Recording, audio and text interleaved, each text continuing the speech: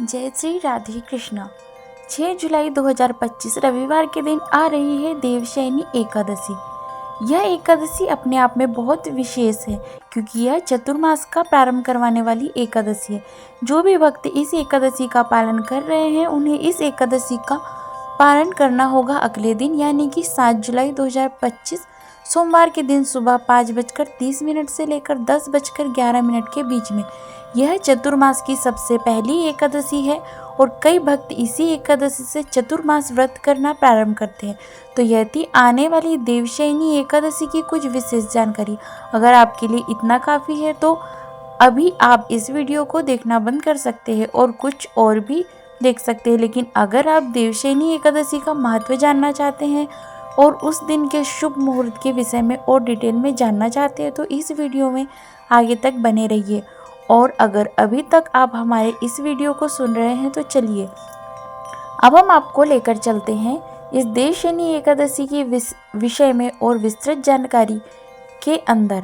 आज इस वीडियो में हम आपको बताएंगे कि आखिर यह देवशयनी एकादशी किस दिन है, इस दिन के शुभ मुहूर्त कौन से हैं, पारण करने का समय हम पहले ही आपको बता चुके हैं और इस देवशयनी एकादशी का महत्व क्या है, क्योंकि बिना महत्व जाने किसी भी एकादशी को करने का मन किसी को नहीं होता है। इसलिए यह महत्वपूर्ण एकादशी के विषय में चलिए आज हम विस्तार से बात करते हैं।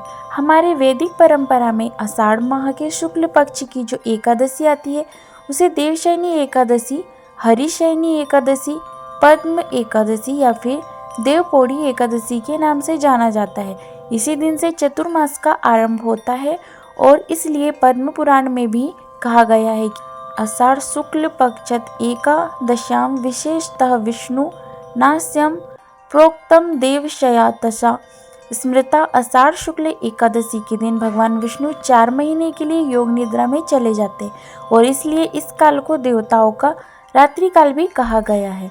इस बार यह देवशयनी एकादशी आ रही है 6 जुलाई 2025 रविवार के दिन। एकादशी तिथि का आरंभ होगा 5 जुलाई 2025 को शाम 6:58 पर और एकादशी तिथि पूर्ण हो रही है 6 जुलाई 2025 रविवार को रात 9:14 पर। इस एकादशी व्रत के पारण का समय है अगले दिन यानी कि 7 जुलाई 2025 सोमवार को सुबह 5:30 से लेकर 10:11 के बीच में। इस दिन सूर्योदय का समय रहेगा सुबह 5:29 और ब्रह्म मुहूर्त रहेगा सुबह 4:08 से लेकर के 4:49 के बीच में। अगर प्रातःकाल में भगवान विष्णु की पूजा अर्चना करना चाहते हैं तो प्रातःकालीन पूजा का समय रहेगा सुबह 4:28 से लेकर 5:29 के बीच में।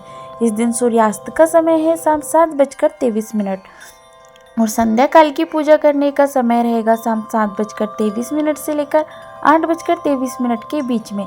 अभिजीत मुहूर्त रहेगा दोपहर 11:58 से लेकर 12:54 और रात को 9:27 तक। विशेष साध्य और शुभ योग भी रहेगा। इसके अलावा त्रिपुष्कर योग भी इस एकादशी में बन रहा है क्योंकि यह वर्ष की सबसे बड़ी एकादशियों में से एक है और यह योग बन रहा है रात 9:14 से लेकर रात 10:42 के बीच में और रवि योग रहेगा सुबह 5:56 से लेकर के रात 10:42 के बीच में। इस दिन राहु काल का समय है शाम 5:39 से लेकर 7:23 तक। इस प्रकार से आने वाली देवशयनी एकादशी के विषय में कहा जाता है कि जो भी व्यक्ति इस एकादशी का पूर्ण श्रद्धा और नियम से पालन करता है और जो व्यक्ति इस दिन भगवान श्री हरि की सुंदर पौराणिक कथा को सुनता है उसके सहस्त्र पूर्व जन्मों के पाप नष्ट हो जाते हैं। उसे परम भगवान की विशेष कृपा भी मिलती है और यह वही एकादशी तिथि है जब भगवान श्री हरि 4 मास के लिए क्षीर सागर में योग निद्रा में चले जाते हैं।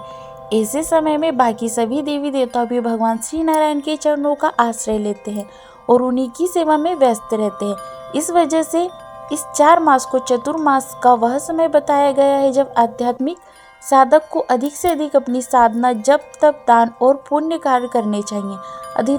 अधिकतर लोग देवशयनी एकादशी से प्रारंभ होने वाले चतुर्मास का पालन करते हैं। हालांकि इसमें चतुर्मास का पालन पूर्णिमा से किया जाता है। यह ऐसे 4 मास है जो आपके परम भगवान श्री कृष्ण की भक्तिमय सेवा का सुवर्ण अवसर प्रदान कर रहे हैं और यह ऐसे 4 मास भी है जिनमें अगर आपने थोड़ा सा भी प्रयास कर लिया तो आपका आध्यात्मिक अकाउंट समृद्धि से छलकने लगेगा। चतुर्मास के 4 मास है श्रावण, भाद्रपद, अश्विन और कार्तिक मास। यह 4 मास वर्षा ऋतु का भी काल होता है। तो अगर वैज्ञानिक दृष्टिकोण से देखा जाए तो इस मास में अपने शरीर का और स्वास्थ्य का ध्यान रखना अत्यंत जरूरी बन जाता है, क्योंकि इसी समय में अनेक प्रकार के मच्छर, जीवाणु, कीटाणु हवा में फैले हुए रहते हैं। अनेक बीमारियां और संक्रमण फैले रहते हैं।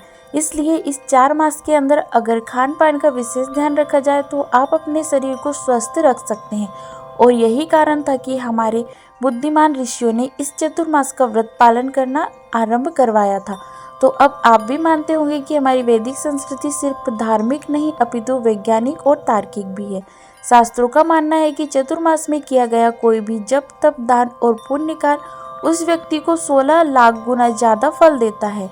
कई लोग चतुर्मास व्रत का पालन एकादशी से आरंभ करते हैं, यानी कि देवशयनी एकादशी से लेकर देव उत्थान एकादशी तक, और इसके अंदर हम चतुर्मास का पालन पूर्णिमा से करते हैं। तो यह थी आने वाली देवपोड़ी एकादशी के विषय में संपूर्ण जानकारी। हमें आशा है कि यह जानकारी आपको उपयुक्त लगी होगी। अगर आप अभी तक इस वीडियो में बने हुए हैं तो हम आपको धन्यवाद देना चाहते हैं, क्योंकि आपने अपने जीवन का इतना समय हमें दिया और इसलिए हम आपके समय की कीमत करते हैं और सिर्फ वेद पुराण शास्त्र से ली गई प्रमाणभूत जानकारी ही आप तक पहुंचाते हैं, क्योंकि हम समझते हैं कि वर्तमान समय में धन से भी ज़्यादा कीमत है समय की। समय मूल्यवान है। इसी विचार के साथ आज के इस वीडियो को यहीं पर विराम देते हैं और हम आपसे फिर मिलेंगे एक बार देवशयनी एकादशी से जुड़ी महत्वपूर्ण जानकारी और उससे जुड़ी सुंदर कथाओं के साथ। आशा करती हूँ आपको यह जानकारी पसंद आई होगी। यदि आपको वीडियो पसंद आए तो लाइक कीजिएगा, शेयर कीजिएगा और वीडियो पर पहली बार आए हैं तो चैनल को सब्सक्राइब कीजिएगा।